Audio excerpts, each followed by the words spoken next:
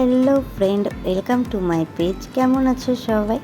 আজকে আমি খুব সকাল সকাল ঘুম থেকে উঠে পড়েছি, কারণ শান্তিপুর যাব বলে। আর আমার বর আমাকে তাড়াতাড়ি ঘুম থেকে ডেকে তুলে দিয়েছে, কারণ রোদের মধ্যে খুব কষ্ট হবে যেতে। সেই কারণে যদি সকাল সকাল বেরিয়ে যায় তো কষ্টটা কম হবে, এই ভেবে আমাকে ঘুম থেকে একদম সাত সকাল মানে আমার কাছে সাত সকাল, ঘুমটা কমপ্লিট হয়নি বলে তো ওই 7টার দিক থেকেই ডেকে দিয়েছে। তো যাই হোক, আমি তাড়াতাড়ি করে ঘুম থেকে উঠে ফ্রেশ হয়ে আমাদের জামা কাপড়গুলো বের করে নিই, বের করে আমরা রেডি হয়ে যাই তাড়াতাড়ি শান্তিপুর যাব বলে।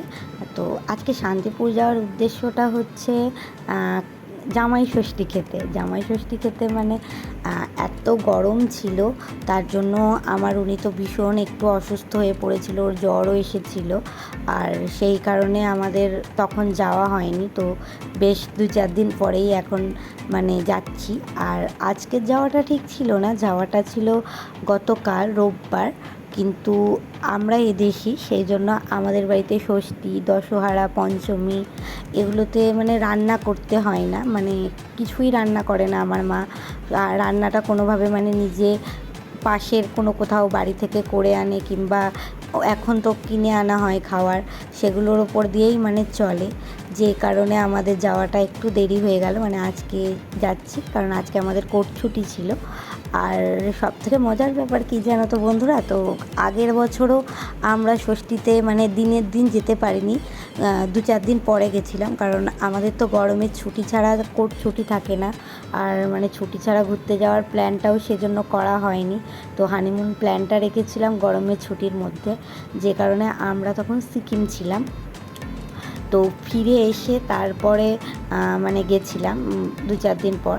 তো যাই হোক, উনি আমাকে ঘড়িটা টাইমটা দেখাচ্ছে যে দেখো এখন এতটা ভালো রাস্তা হয়ে গেছে, তো এখন এই টাইমটা হলো, তো 10-15 মিনিটের মধ্যে আমরা ওখানে পৌঁছে যাব।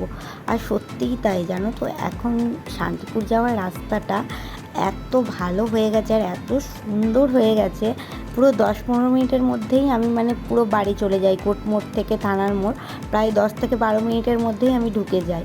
আর তারপর রাস্তায়ও আজকে খুব ফাঁকাই ছিল, একটু সকাল সকাল বেরোনোর জন্য জ্যামটা সেভাবে পড়েনি। তো তারপর আর সত্যি বলতে বন্ধুরা, রাস্তাটা এখন এত অপূর্ব সুন্দর হয়ে গেছে, এত ভালো দেখতে লাগছে, আর এত ভালো যাওয়ার সময় মজা লাগছিল। তো খুব ভালো লাগছিল যেতে, কারণ আমি যখন আগে কোর্টে আসতাম তখন তো রাস্তা এতটা ভালোভাবে হয়নি, রাস্তার কাজ, সেজন্য প্রচণ্ড জ্যামে পড়তাম, আর রাস্তা এত ভাঙা ছিল, তো জার্নি করতে খুব কষ্ট হতো আর সময়টাও একটু বেশি লাগতো। কিন্তু এখন রাস্তা এত ভালো হয়ে গেছে যে এত তাড়াতাড়ি পৌঁছানো যায়, আর কোনো কষ্টই হয় না সেভাবে। আগে তো আমি বাসে উঠতেই পারতাম না, যদিও বাসে উঠলেই আমার বমি পেত।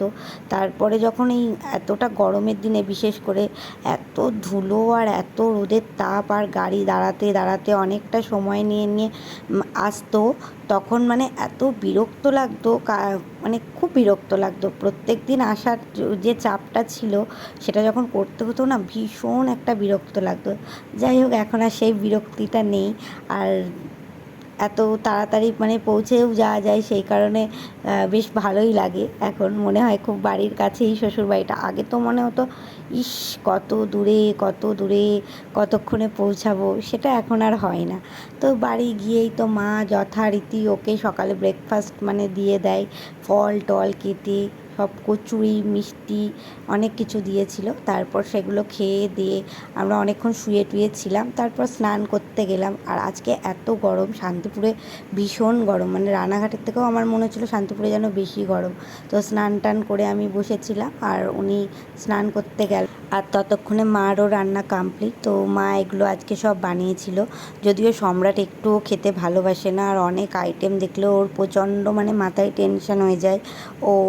তাই মাকেও বারবার বলে দিয়েছিল, কারণ প্রথমবার ষষ্ঠীতে মা এত রান্না করেছিল, তো এবারেও বলে দিয়েছিল যে আমার জন্য একদম বেশি রান্না করবে না। আর সত্যি মা মানে এত কষ্ট করে এই গরমের মধ্যে এত রান্না করে, মানে ও গেলেই মা অনেক রকম রান্না করতে শুরু করে দেয়, শুধু কী খাবে কী খাবে এরকম। আর ও একদম খেতে একদম ভালোবাসে না। যাই হোক, তারপর ওর খাবারটাই ও একা শেষ করতে পারেনি, আমরা দুজন মিলে খাবারটা কমপ্লিট করি। তারপর খাওয়া দাওয়া করে ব্যাস আবার বাড়ি ফিরে আসি। এই ছিল আজকে আমার ব্লগটা।